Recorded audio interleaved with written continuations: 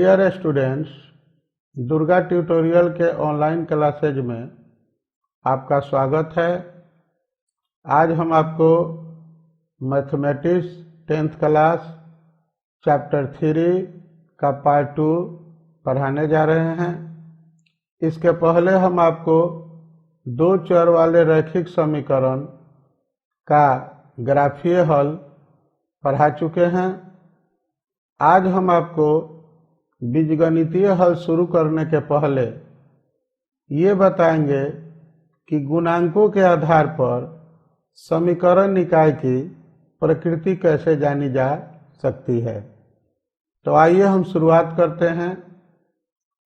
सबसे पहले हम बात करेंगे कि संगत असंगत समीकरण निकाय या रैखिक युग्म क्या होते हैं तथा विरोधी, अविरोधी और आश्रित निकाय होने की क्या शर्तें हैं। तो आइए विचार करते हैं।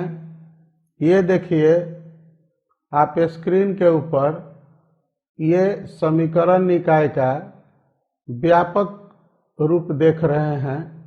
a1x जोड़ b1y जोड़ c1 बराबर 0 और a2x जोड़ b2y जोड़ c2 बराबर 0। यह एक रैखिक समीकरण युग्म है। अब ध्यान दीजिए, इसमें तीन स्थितियां आती हैं।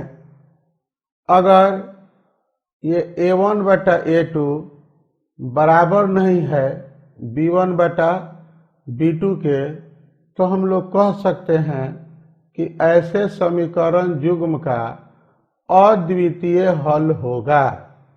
कैसा हल होगा? अद्वितीय हल होगा। अगर a1 बटा a2 बराबर हो b1 बटा b2 के, बराबर हो c1 बटा c2 के, तो इस परिस्थिति में समीकरण युग्म का अनेक हल होगा। एक तीसरी स्थिति आती है जब a1 बटा a2 बराबर हो b1 बटा b2 के, बराबर नहीं हो c1 बटा c2 के, तो ऐसी स्थिति में निकाय का कोई हल नहीं होगा। ये चीज हम इसलिए पहले सीखते हैं कि किसी भी समीकरण का हल ज्ञात करने के पहले हम ये जानने का प्रयास करते हैं कि इसका कैसा हल होगा। तो अगर अद्वितीय हल होगा तो हम हल करेंगे। हल का मतलब होता है, माय डियर, x और y का मान ज्ञात करना। अगर उसका अनेक हल होगा या कोई हल नहीं होगा तो फिर हम उसका हल ज्ञात नहीं करते हैं।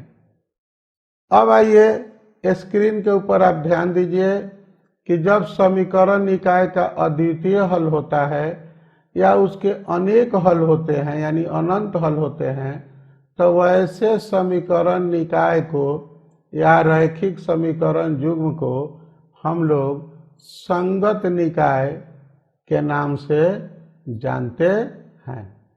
अब आप पूछेंगे कि अगर उसका कोई हल नहीं होगा तो हम उसे क्या कहेंगे? तो हम उत्तर देंगे कि उसे हम असंगत समीकरण निकाय कहेंगे। एक और चीज पर ध्यान दीजिए कि अगर समीकरण निकाय का अद्वितीय हल होगा तो उसे हम अविरोधी निकाय कहेंगे। अगर समीकरण निकाय का अनेक हल होगा तो उसे हम आश्रित निकाय कहेंगे। और अगर समीकरण निकाय का कोई हल नहीं होगा तो उसे हम विरोधी निकाय के नाम से जानते हैं।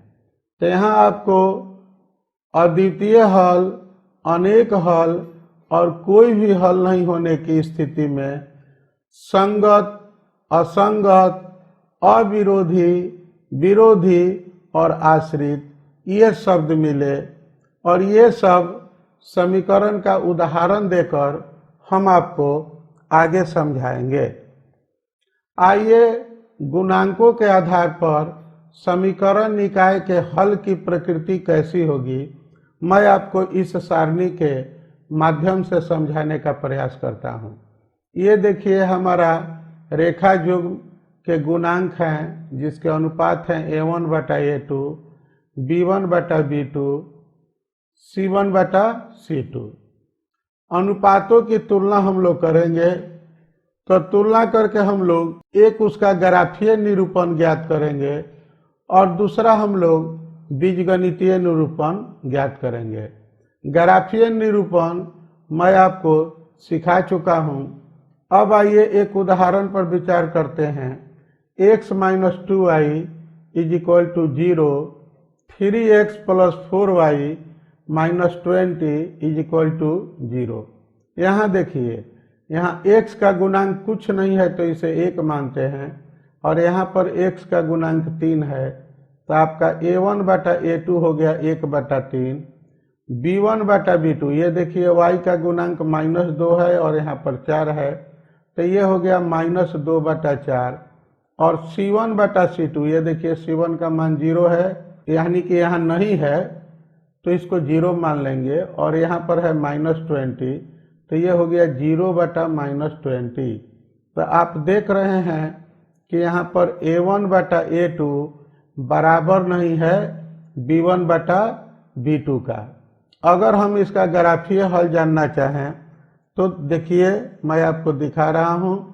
हम जो ग्राफीय स्थिति पढ़ चुके हैं, तो यहाँ पर ये जो है इससे प्राप्त रेखाएं एक दूसरे को एक निश्चित बिंदु पर प्रतिच्छेदित करेंगे, ये देखिए।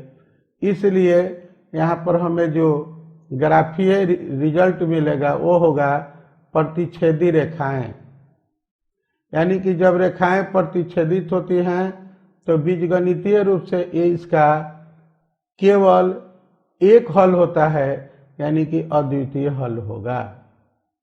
अब आइए एक और समीकरण है 2x plus 3y minus 9 is equal to 0, 4x plus 6y minus 18 is equal to 0। तो यहाँ पर ये देखिए, ये हुआ A1, ये हुआ A2, तो A1 बटा A2 आपको हो गया 2 बटा 4, B1 बटा B2, ये देखिए B1 बटा B2 आपका हो गया 3 बटा 6, 2 बटा 4 को कटाएंगे तो 1 बटा 2, और इसको कटाएंगे तो भी हो जाएगा 1 बटा 2, और ये C1, ये देखिए ये आपका हो गया C1, ये हो गया आपका C2, तो यहाँ C1 बटा C2 हो गया माइनस 9 डिवाइडेड बाई माइनस 18, तो ये भी कट के 1 बटा 2 हो जाएगा, यानी कि आपको मिलेगा क्या, A1 बटा A2 बराबर B1 बटा B2 बराबर C1 बटा C2। अगर ग्राफीय रूप से देखेंगे तो ये समपाती रेखाएं होंगी, यानी कि दोनों समीकरणों से प्राप्त रेखा एक ही होगी। इस रेखा को हम समपाती रेखा कहते हैं और इसका बीजगणितीय रूप से अनेक हल होगा। एक और उदाहरण लेते हैं, x plus 2y minus 4 is equal to 0, 2x plus 4y minus 12 is equal to 0।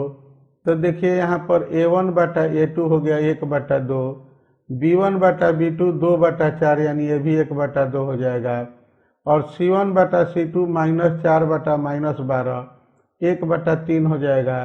Result क्या मिला, A1 बटा A2 बराबर है B1 बटा B2, बराबर नहीं है C1 बटा C2। ऐसे निकाय का कोई हल नहीं होगा और इसे प्राप्त रेखाएं समानांतर रेखाएं होंगी, जो यहाँ पर हम ग्राफीय रूप से इसका ग्राफीय हल करके आपको दिखा चुके हैं। आइए अब हम आगे बढ़ते हैं और उदाहरण के द्वारा समझने का प्रयास करते हैं।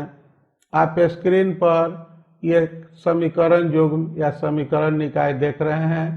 3x plus 2y plus 5 is equal to 0, 2x plus 3y plus 7 is equal to 0। यहाँ देखिए आपका A1 क्या हो जाएगा, 3 बटा 2, A1 बटा A2 हो जाएगा 3 बटा 2, B1/B2 हो जाएगा 2/3 और C1/C2 हो जाएगा 5/7। तो पहले हम A1 बराबर 3 लिख लेंगे, B1 बराबर 2 लिख लेंगे, C1 बराबर 5 लिख लेंगे।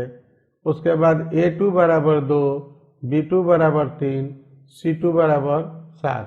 यानी कि हम A1, B1, C1, A2, B2 और C2 का मान नोट कर लेंगे।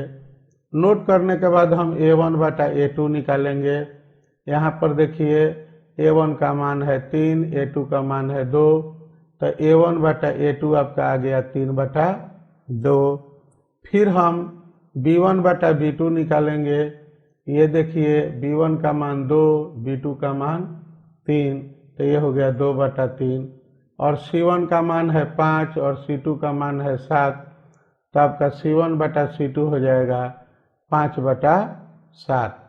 तो हमें नतीजा क्या मिला? देखने से ही लग रहा है कि A1/A2 बराबर नहीं है B1/B2 का।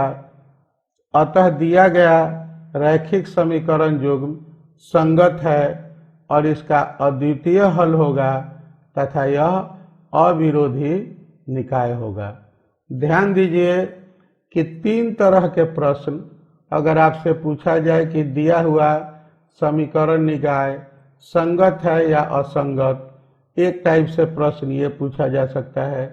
दूसरा प्रश्न पूछा जा सकता है कि दिया हुआ समीकरण निकाय का हल कैसा होगा, इसका भी आंसर इसी तरह से तैयार होगा, ऐसे ही हल करके लिखेंगे। एक और ढंग से प्रश्न पूछा जा सकता है कि दिया हुआ समीकरण निकाय अविरोधी, विरोधी या आश्रित में से कौन सा है। तो ये तीनों तरह के प्रश्नों को ऐसे ही बनाएंगे। अंत में केवल ये लिख देंगे, अगर पूछता है कि संगत है कि असंगत, तो आप लिख देंगे संगत है। हल किस प्रकार का हो, अद्वितीय होगा कि अनेक होगा कि कोई नहीं होगा, तो आप लिखेंगे अद्वितीय हल होगा। ये समीकरण निकाय विरोधी होगा, अविरोधी होगा या आश्रित होगा, तो आप लिखेंगे अविरोधी होगा। यानी कि 3 तरह के प्रश्नों का उत्तर आप इस एक हल के आधार पर थोड़ा सा यहाँ नीचे शब्दों के हेर फेर से प्राप्त कर सकते हैं। एक और उदाहरण पर विचार करते हैं। ये देखिए स्क्रीन के ऊपर आपका आ गया है दूसरा प्रश्न। 2x + 3y + 5 = 0, 4x + 6y + 10 = 0। तो यहाँ पर ये देखिए A1 हो गया 2, B1 हो गया 3, ये हो गया A1, ये हो गया B1, ये हो गया C1, ये हो गया A2, ये हो गया B2, ये हो गया C2। इसको हम नोट कर लेंगे। अब हम अनुपात निकालेंगे। A1/A2 2/4 1/2, B1/B2 3/6 1/2 और C1/C2 5/10 1/2। आप देख रहे हैं कि A1/A2 बराबर है B1/B2 बराबर है C1/C2। तो इस निकाय का अनंत हल होगा।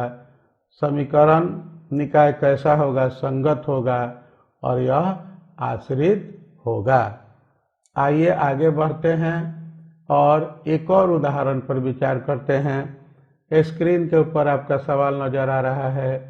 4x + 3y + 9 = 0, 8x + 6y + 15 = 0।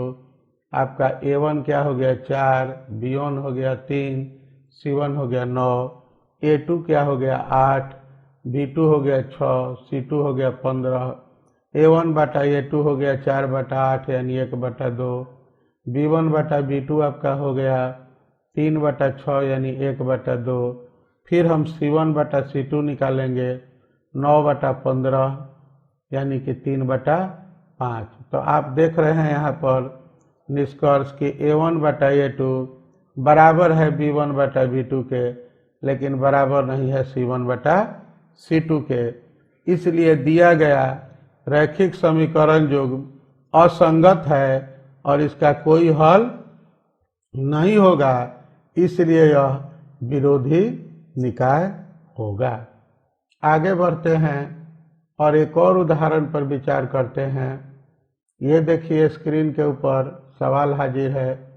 6x minus 5y plus 4 is equal to 0, 8x minus 6y plus 7 is equal to 0। तो ये हो गया आपका a1 बराबर 6, b1 बराबर -5, c1 बराबर 4। आपका a2 बराबर क्या हो गया 8, b2 बराबर -6, c2 बराबर 7। अब अनुपात निकालेंगे a1 बटा a2 6/8 3/4, b1 बटा b2 -5/-6 5/6, c1 बटा c2 4/7। निष्कर्ष क्या निकला, a1 बटा a2 बराबर नहीं है b1 बटा b2 के, अतः दिया गया रैखिक समीकरण जो संगत है इसका अद्वितीय हल होगा और यह अविरोधी निकाय होगा। अब हम एक और उदाहरण की बात करते हैं। स्क्रीन के ऊपर आपका उदाहरण दिख रहा है। 5x minus 4y is equal to 5, 8x minus 3y is equal to 7। आपका a1 हो गया 5, b1 हो गया -4, c1 हो गया आपका 5, a2 क्या हो गया 8, b2 हो गया -3 और c2 हो गया 7। a1 बटा a2 हो गया 5/8, b1 बटा b2 हो गया -4 बटा -3 यानी 4/3, c1 बटा c2 हो गया 5/7। निष्कर्ष क्या निकला, a1 बटा a2 बराबर नहीं है b1 बटा b2 के। अब एक और उदाहरण हम लेते हैं और विचार करते हैं। ये देखिए स्क्रीन के ऊपर 3x minus 4y is equal to 5, 6x plus 8y is equal to 10। आपका a1 हो गया 3, b1 हो गया -4, c1 हो गया 5, a2 हो गया 6, b2 हो गया 8, c2 हो गया 10। a1 बटा a2 हो गया 3/6 1/2, b1 बटा b2 हो गया -4/8 यानी -1/2, c1 बटा c2 हो गया हमारा 5/10 यानी 1/2। निष्कर्ष क्या निकला, a1 बटा a2 बराबर नहीं b1 बटा b2, अतः दिया गया रैखिक समीकरण जो संगत है और इसका अद्वितीय हल होगा, यह अविरोधी निकाय होगा। अब आइए एक कुछ अलग हटकर सवाल लेते हैं। यह परीक्षा के दृष्टिकोण से काफी महत्वपूर्ण प्रश्न है, इसको जरा ध्यान से देखिएगा। स्क्रीन के ऊपर सवाल नजर आ रहा है 4x plus py plus 8 is equal to 0। दूसरा समीकरण क्या है 2x plus 2y plus 2 is equal to 0। अब हम क्या निकालेंगे, a1 बराबर 4, b1 बराबर p और c1 बराबर 8, a2 बराबर 2, b2 बराबर 2 और c2 बराबर 2। स्पष्ट अद्वितीय हल का शर्त क्या होना चाहिए, देखिए अद्वितीय हल का शर्त होना चाहिए a1 बटा a2 बराबर नहीं हो b1 बटा b2। अब हम मानों को रखेंगे, यानी कि 4/2 बराबर नहीं होना चाहिए p बटा 2 के, 4 बराबर नहीं होना चाहिए p का, यानी कि p 4 के बराबर नहीं होना चाहिए।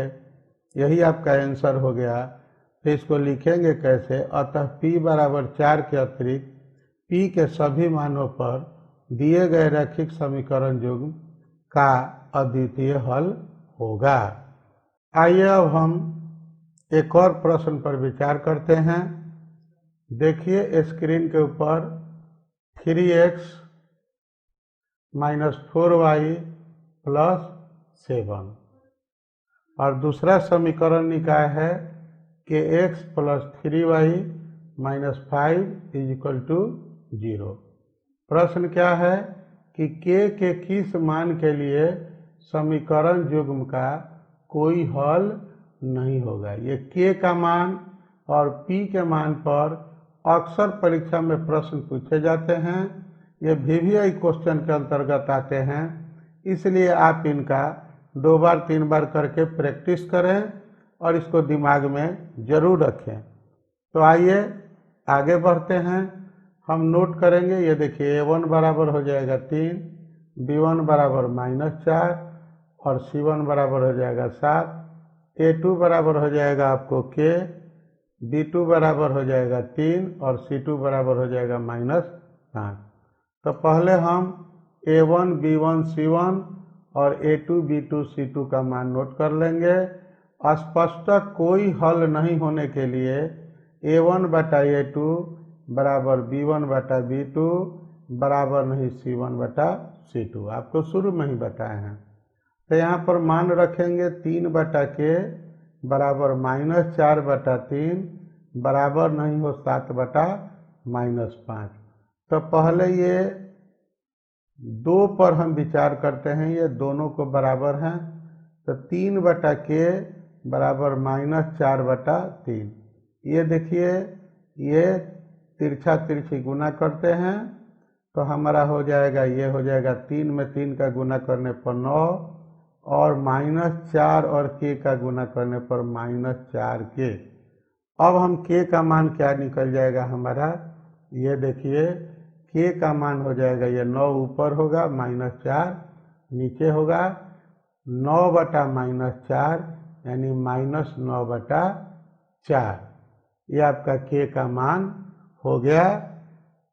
तो K का हमारा मान क्या मिला, -9 बटा 4, यानी कि K बराबर -9 बटा 4 के लिए समीकरण निकाय या समीकरण युग्म का कोई हल नहीं होगा।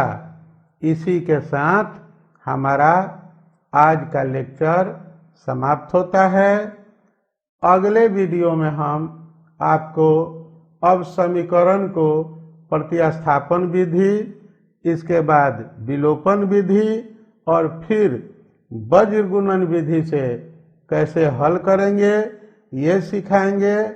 फिर आप व्यवहारिक परिस्थितियों में समीकरण का निर्माण कैसे करेंगे, उसका हल तो आप सीख चुके हैं, समीकरण का निर्माण कैसे करेंगे और उसको कैसे हल करेंगे ये हम आपको बतलाएंगे।